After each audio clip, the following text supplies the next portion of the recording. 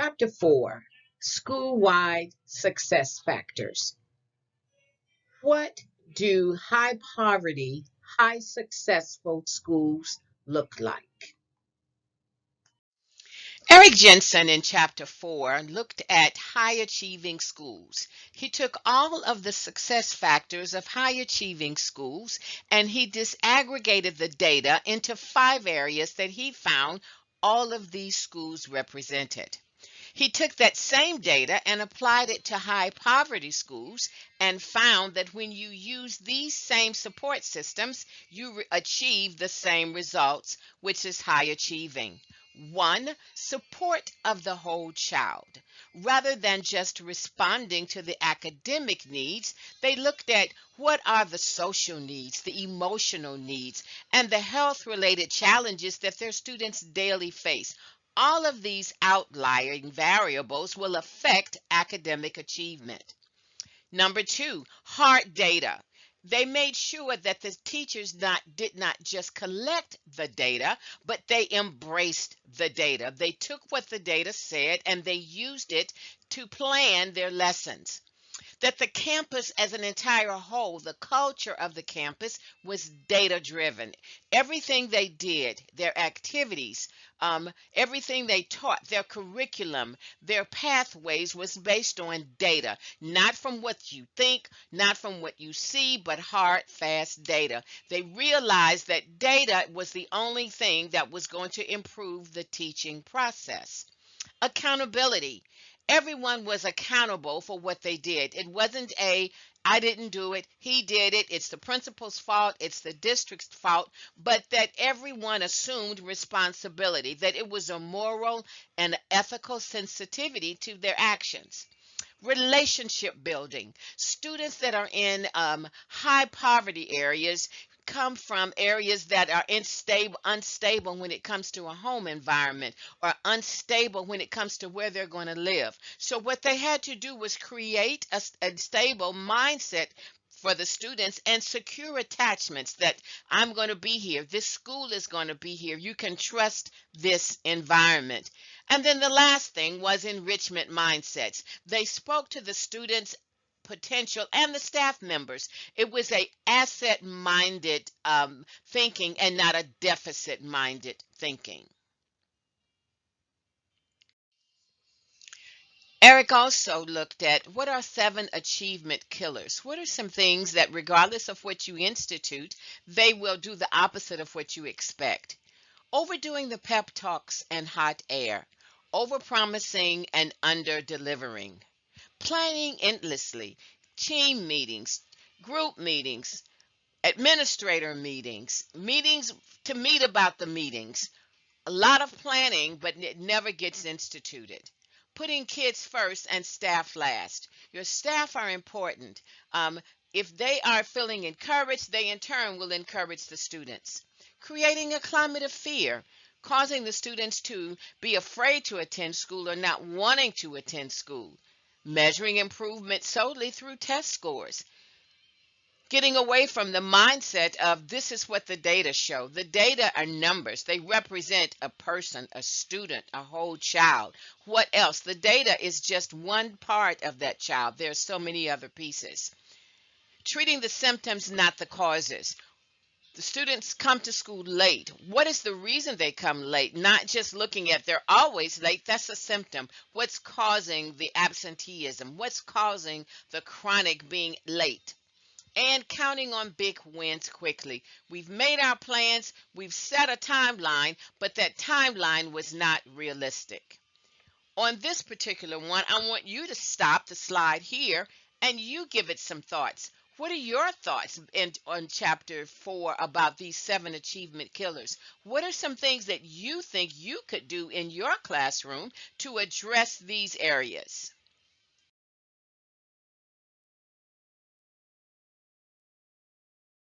So now we want to go back and think about school-wide success factors. We've looked at what will cause high achieving schools in high poverty areas.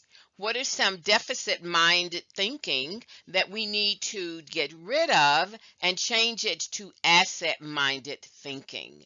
What are some areas, if you are in a high poverty area, do you see symptoms of some of these 7 deficits on your campus? Or maybe some of the areas that Jensen talked about that causes high success, you might want to consider talking to your administrator about, let's consider maybe we need to do some of these things. Let's stop right here. Let yourself go back and reflect on school-wide success factors. Next, we'll go to chapter 5 and classroom success factors. We've looked at success in a high poverty, high achieving schools on the campus level. Now we want to take a microscope and go in a little bit deeper with that view, and we want to look at what causes success on a classroom level. Now let's take a look at the classroom level success factors. Jensen uses the SHARE acronym. S stands for standards-based curriculum and instruction. H, hope building. A, arts, athletics, and advanced placement. R, retooling of the operating system. And E, engaging instruction. Looking at improvement from the classroom perspective, the more you examine the research, the greater the perspectives offered. Standards-based curriculum and instruction. In the final analysis, test scores are still where the rubber meets the road. They are the most noticeable marker by which educators are judged. The way to improve test scores is to align curriculum and instruction with state standards. Standards help to expose social inequities, obtain better opportunities for disadvantaged students, improve those opportunities, promote curricula and teaching methods, and put everyone on the same page at each grade level.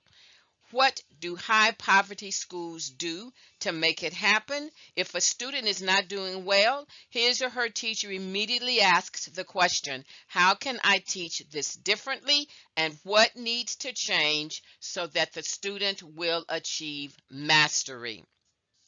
Pre-assess to determine students' background knowledge. Turn standards into meaningful units.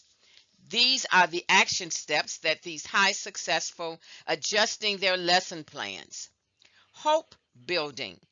We have expectations of our kids, but sometimes we expect too little, especially of children raised in poverty. So what did high poverty schools do to make it happen? They inventoried their students and their staff. They implemented 24/7 hope. They talked about asset-minded thinking, and they monitored their results. Arts, athletics, and advanced placement. Before low SES kids even get to school, they have been subject to years of doing without.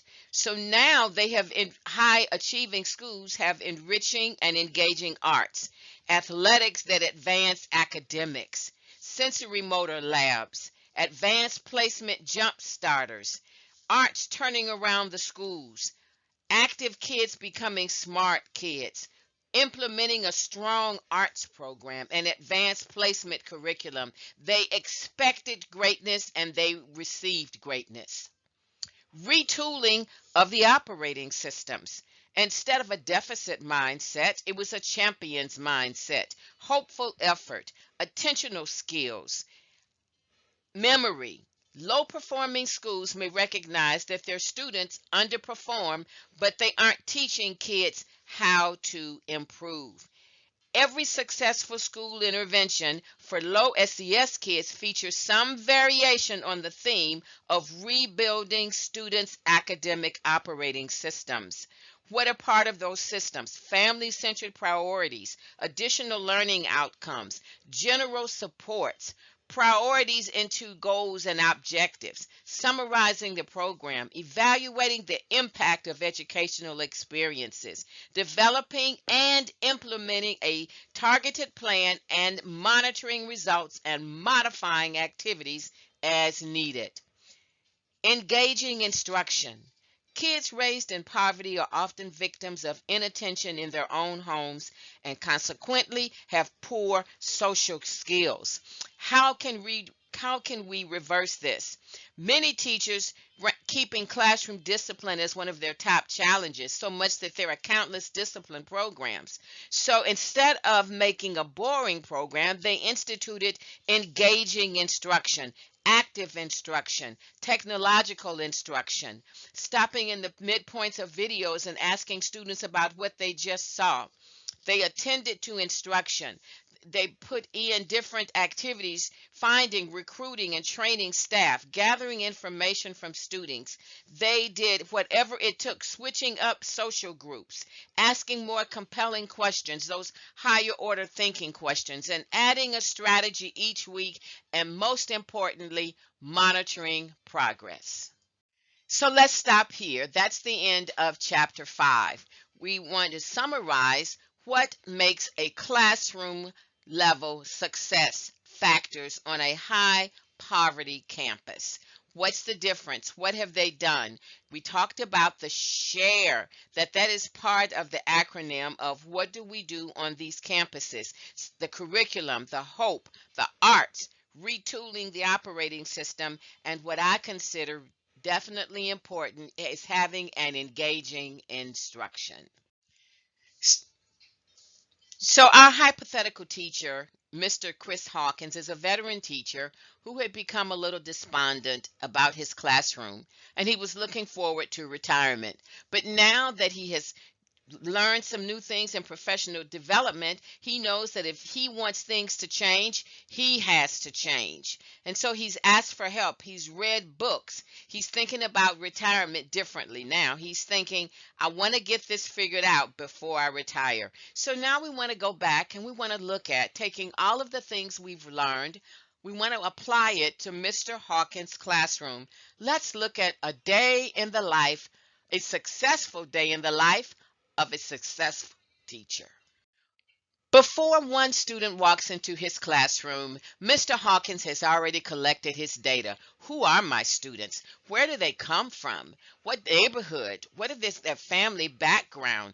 What are those students like before they walk into my classroom? How many students do I have? How many are kinesthetic learners? How many are auditory learners? What do their scores look like in writing and in reading? He has already collected his data so that he knows who his students are socially, emotionally, and academically.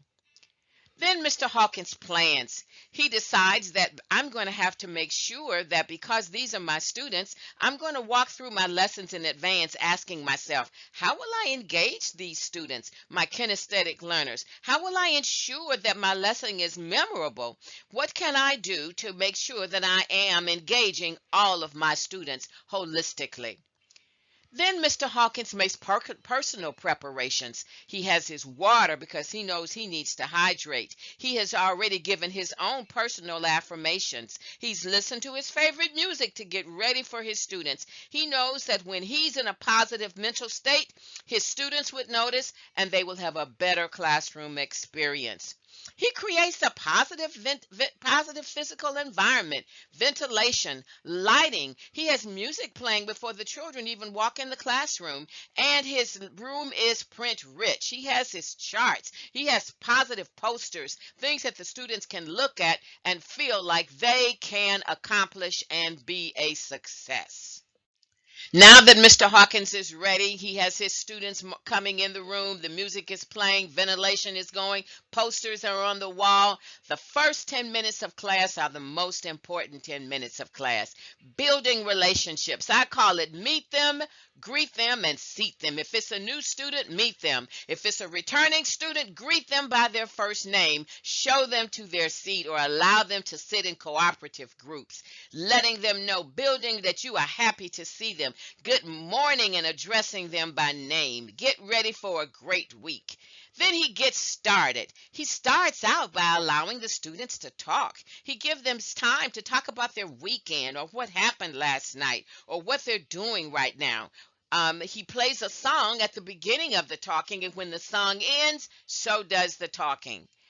Boosting the social status. He has team building. He has groups that the students are able to sit in. And then taking care of administrative tasks, attendance, announcements, pencil sharpening, anything that will start class off right on time and getting it ready. After he's done that, after he's taken care of administrative skills, then he connects with his students. He lets the students know maybe what he did over the weekend. He connects with them on a personal level. He gets them, let them, besides the talking, he takes interest. Maybe there was a basketball game over the weekend. How did it go? What could we do? This simple activity fosters students' problem solving skills and teaches them how to play the cards they are dealt in life. He encouraged kids to become participants in life, not spectators. And then the last thing he does, and this is the first 10 minutes, jumpstart the brain. He reviews what they've done over the past week. He gives a good engaging activity where learning is fun. So Mr. Hawkins has used his before class time to prepare himself and prepare the room. First 10 minutes of class time, he's got his students in class. They've got their hands on, their minds are on, and they are ready to learn. Now comes time for instruction. Core class time. His instruction is relevant. He's gotten their attention, and now the topic is relevant. He has buy-in activities, and he plays particular ways that influence. Today you'll learn what to do, how to do it, and it was all legal.